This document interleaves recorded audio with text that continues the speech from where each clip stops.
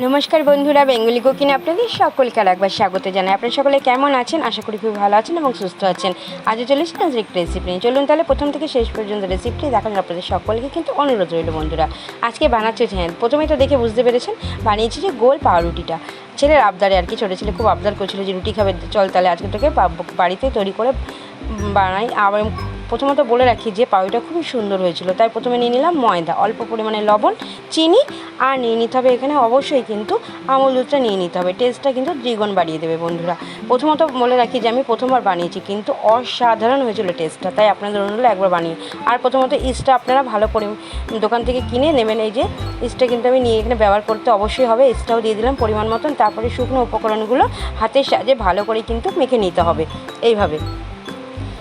আর বলে রাখি, যারা নতুন বন্ধু প্লিজ আমার চ্যানেলটিকে আপনারা সাবস্ক্রাইব করে রাখবেন এবং লাইক কমেন্ট করে কিন্তু জানাতে ভুলবেন না যে রেসিপিগুলো দেখে আপনাদের কেমন লাগছে। আর পুরনো বন্ধুরা বরাবর মতন পাশে থাকবেন, আর আপনারা লাইক কমেন্ট করে অবশ্যই কিন্তু জানাবেন যে কেমন লাগছে আমার রেসিপিগুলো দেখে। তারপর এখানে দিয়ে দিতে হবে হচ্ছে সাদা তেল।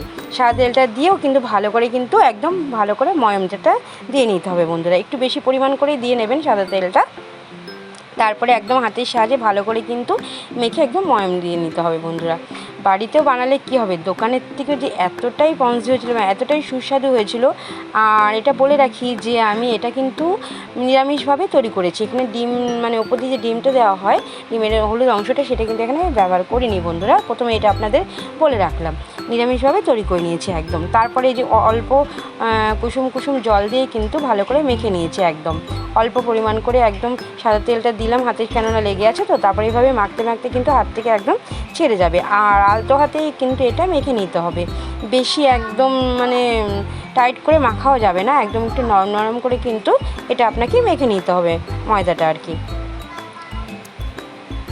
একটু সময় নিয়ে, মানে সময় সাপেক্ষ মানে তৈরিটা করতে, কিন্তু খেতে কিন্তু দুর্দান্ত লেগেছিলো। এইভাবে দেখুন তৈরি মানে হয়ে গেছে আমার। তারপর এটা কি করব, উপর দিয়ে সাদা তেলটা দিয়ে এটা আমি প্রায় 1 ঘন্টা মতন ভালো করে ঢেকে কিন্তু রেখে দিয়েছিলাম। আপনারা আপনাদের সময় যদি আরও বেশিক্ষণ থাকে তাহলে আরও বেশি সময় আপনারা এটা ঢেকে রাখতে পারেন বন্ধুরা।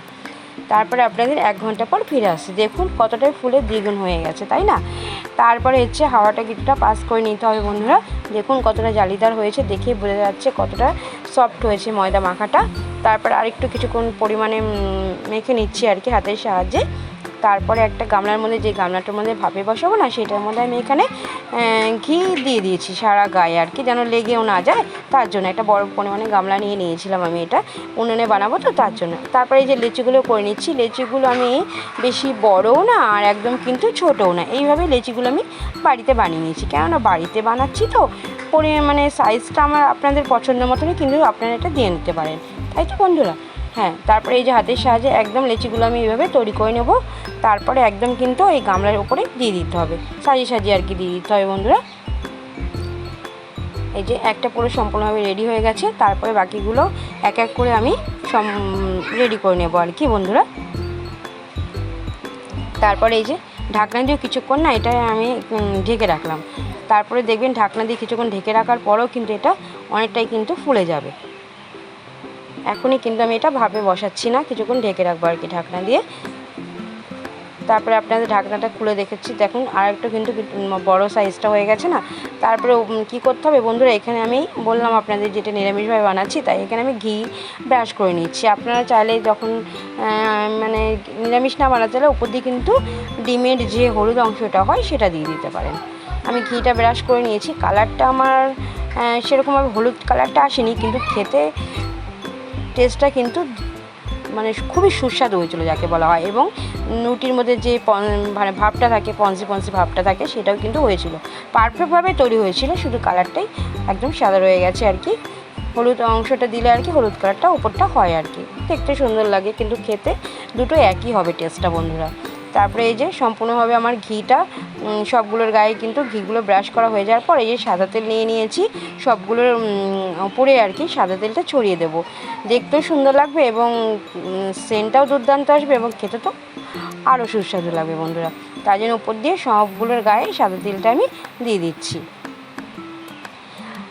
ছোটো ছেলের জন্য বানিয়েছিলাম, আপনাদের আগেই বলে রাখি যে ও তো খেয়ে বলেছে মাম্মাম খুবই টেস্টফুল হয়েছিল রুটিটা, আর একবার বানাবে, রিকোয়েস্ট রয়ে গেছে আর একবার বানানোর জন্য। তো বাড়ির যে কোনো জিনিসই টেস্টও হয়, তাই না বন্ধুরা? দেখুন আমার সম্পূর্ণভাবে রেডি হয়ে গেছে, আর আমি এটা উনুনে বানাবো, তাই বালিটা আগে থেকে দিয়ে রেখেছিলাম কড়ার মধ্যে, ঢাকা দিয়ে রেখেছিলাম কিছুটা।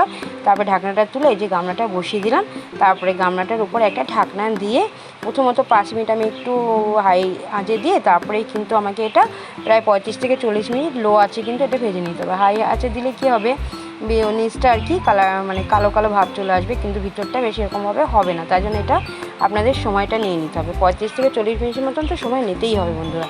দেখুন কত সুন্দর হয়েছে না রুটিগুলো, দেখতে যেরকম সুন্দর হয়েছিল বন্ধুরা, কি বলবো আপনাদের, খেতেও কিন্তু অত্যন্ত সুস্বাদু।